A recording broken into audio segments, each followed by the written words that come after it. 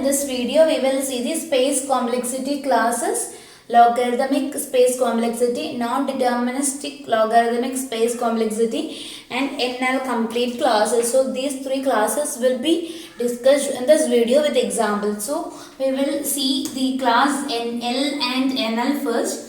See the difference between L and NL classes are in class L a deterministic Turing machine is class L includes a set of languages which are decidable by a deterministic Turing machine. That is, deterministic space of a deterministic Turing machine is written as D space. You know that, right? So deterministic Turing machine in log n space, and then this is a set of all such languages. Okay. So that is L, that is the class of languages that are decidable by a deterministic Turing machine in logarithmic space, and NL is actually the class of languages which are decidable by a non-deterministic Turing machine. You know that N space indicate non-deterministic Turing machine space, right? So we have discussed that in our previous video. So in logarithmic space itself, and this is a set of languages like this. So NL is a set of languages which are decidable by a non-deterministic Turing machine in log n space. So for L and NL class of languages we just require log n space, but the difference is that for L it can be done by a deterministic Turing machine. For NL it should be done by a non-deterministic Turing machine. That is the only difference. Now we will see examples. So we will see L first. So L, for an example for L, we will see the language L is equal to 0 raised to k, 1 raised to k, where k greater than or equal to 0. See, this is the set of languages which consists of this particular pattern. That is, some number of zeros come first, and after that same number of ones come. That is, the strings, every string and the language will contain some zeros followed by equal number of ones. The same number of ones as that of zeros. So this is actually, this language is element of the class L, and we will see why. See, you know how to do this. With the help of a Turing machine. We have done a video on Turing machine accepting the string. So this can be done by a Turing machine, and the usual idea that we are following is on an input tape we will be having this zeros and ones. If it is 0 raised to 3, 1 raised to 3, we will be having 3 zeros and 3 ones. So the usual idea that we will follow is this is our input tape and this is our working tape. What we are doing is, for this 0 we will replace that 0 with some x, and we will replace the last one with a y. Now we will come back to the next unprocessed 0. We will replace that with an x. Then we will move on to the next, last unprocessed 1. We will replace that with a y.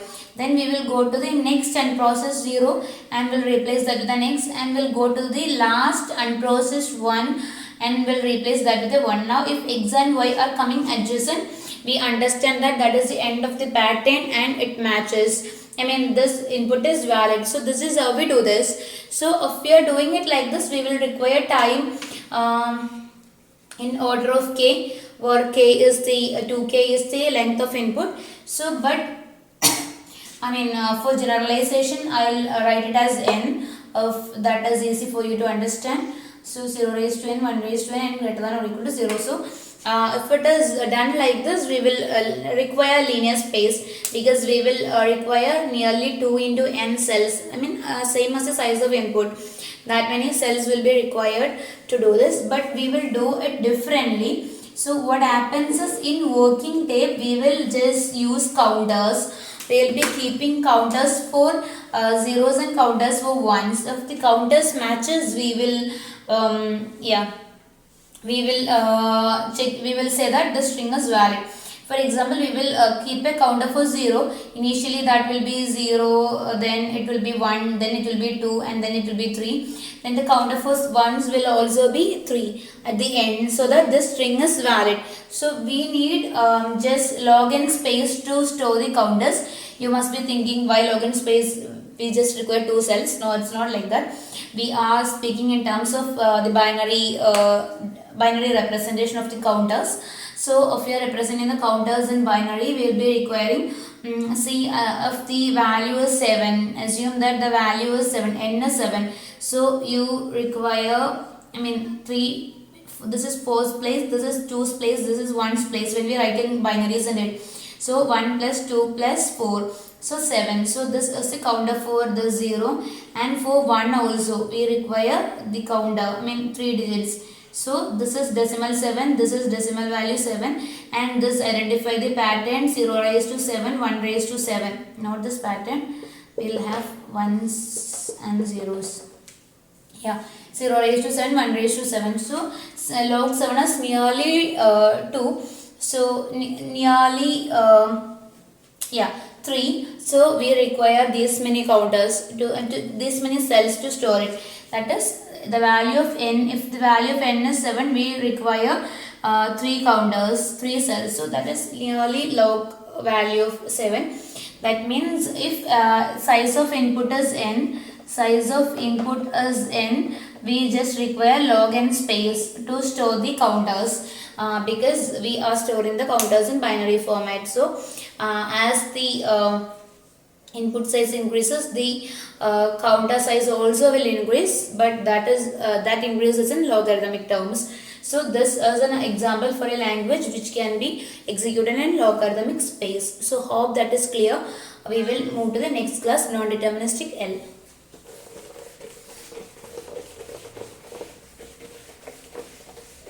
So for non-deterministic L also we will see an example, and as for an example for that we will take the path problem. So path problem, given a graph G and a starting node S and an ending node T, determines whether a path exists from S to T in G. That is whether there is a path from the node S to node T in G. That is path problem, whether a path exists or not. Okay, so this can be done in logarithmic space, but not by a deterministic Turing machine, but by a non-deterministic Turing machine. Not by deterministic Turing machine, but by a non-deterministic Turing machine. For example, if there is a graph with lots of paths, for example, S, T, 1, 2, 3, 4, 5, 6, and if there are lots of connections, what you have to do is, if you have now, this is actually the directed graph. In path problem, G is usually directed graph. So actually there can be lots of paths, and nearly 2 raised to, if there are n vertices, nearly 2 raised to n paths could be there. But to store, at any time we just need to store all the vertices in one path, isn't it? For example, in the tape of a Turing machine, you just need to store the vertices of one path. For example, if S1 4 T is a path, you just need to store these vertices, isn't it? That is maximum n vertices. If the graph is containing n distinct vertices, maximum of n vertices will be there in a path at any time, and you just need to store those vertices in the path, isn't it? So if the total number of path configurations is 2 raised to n, at any time you just have to store one path. You can always reuse the space. So what you can do is, you can start from the start node, non-deterministically guess the next node. From there, they are connected, non-deterministically guess the next node. From there, non-deterministically guess the next node. So if it ends at T, that is a valid path. So you can store that. Now if it is not a valid path, you can come always back and delete the total configuration from the tape and try with another path. Start from S, guess the next path as 2, guess the next path as 5, and go to T like that. So at any time you just need to store n vertices in the type of a Turing machine, maximum n vertices. So this is actually log of 2 raised to n. Log of 2 raised to n to the base 2 is actually n. That means only logarithmic space will be required to store a path, because you are reusing the space recursively. But if it was a deterministic Turing machine, you could not have done that, because you know that in a deterministic Turing machine, it can go to one state at any time on the same input, isn't it?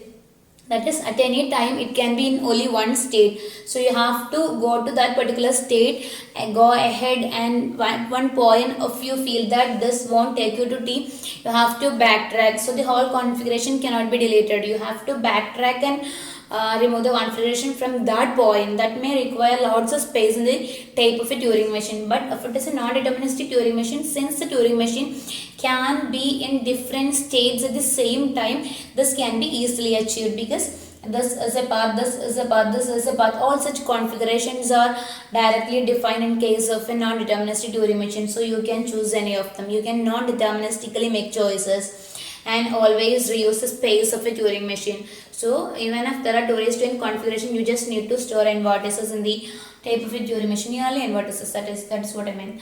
Vertices in the order of n. So yeah, so this is actually log of 2 raised to n, that is only logarithmic space will be required to store it. So that is NL, because it is done in logarithmic space but by a non-deterministic Turing machine. Now we will see the class NL complete. So it is analogous to P space complete, NP complete, and all the conditions are almost the same except for a difference. Yeah. So yeah, a problem L is in NL complete if it is meeting two conditions, two requirements. So the first requirement is that L is in NL.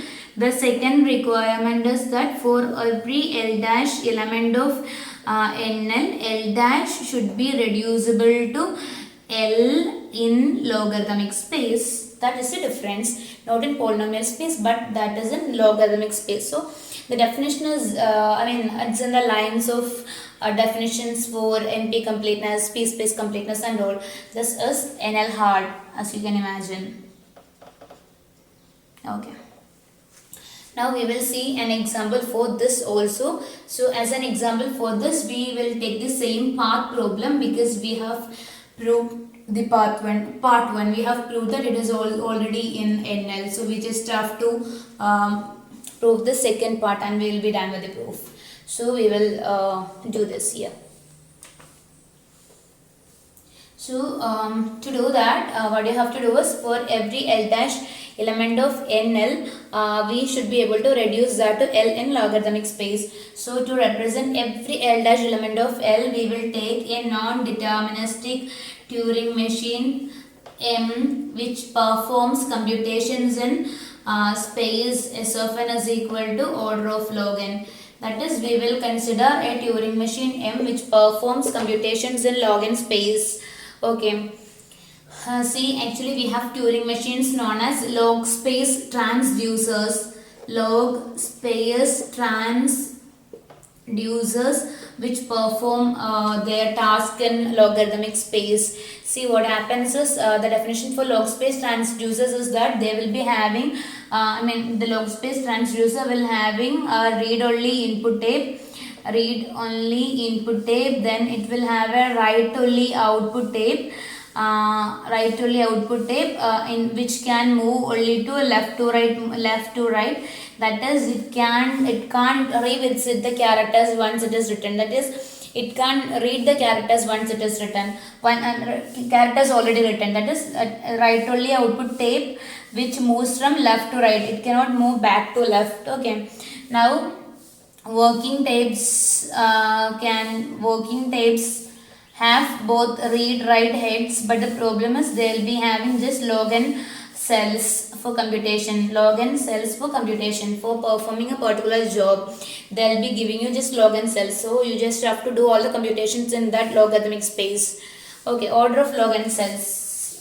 So that is log space transducer. So we will be defining a log space transducer in M. Okay. So yeah. It is performing jobs in order of log n. Okay. So even if you can take a general, it need not be a log space transducer here. You can use a non-deterministic Turing machine which performs its job in order of log n space. That also is fine at this point. Okay. not for remaining, for this point, that is fine. A non-deterministic Turing machine M which perform its job in log n space is fine, but there are Turing machines known as log space transducers which performs like this, which ensures that you are not using more than log n space. Okay. So M. So what we will do is we will say that this M will go to will go from a start state to an accept state in some t number of steps when there is a path from S to T in G. That is, we can simulate the machine such that it will go from start to accept state when there is a path from S to T in G. That is, we can do that in both directions. That is when the machine M goes from start state to accept state. That means in some T steps. That means that when we are mapping S to start and T to accept state, there is actually a path from S to T in G also. And again, if there is a path from S to T in G, we can find configurations of M such that it goes from start state to accept state, accepting the input strings. Okay, if M is accepting W, it will go from start state to accept state, accepting W. So this can be reduced to path problem. That is, a Turing machine like this can be reduced to path problem. As I said, if it is accepting W, going from start state to accept state, we can say that by mapping S to start state and T to accept state, we can say that there is actually a path from S to T and G also. Okay, and if it is going from S to T and G, we can say that now the M can move to start state to accept state, because the nodes in G are configurations of M. The nodes in G, the nodes in graph G are analogous to configurations of M. Now, so we can say that we can reduce this Turing machine into path problem very easily. But what remains to prove is that this reduction is in logarithmic space. This is very important. We should be able to make this reduction in logarithmic space. So to ensure that means to make this reduction is in logarithmic space, we can make use of this log space transducers. Okay.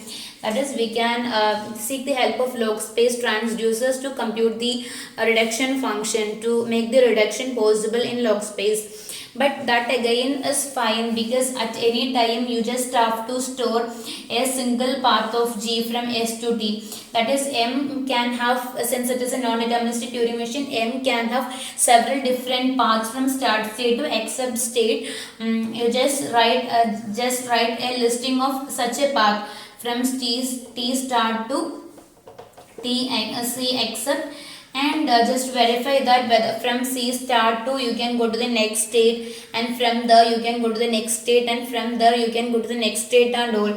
Okay, since there are log n space, you will be having 2 raised to log n different configurations.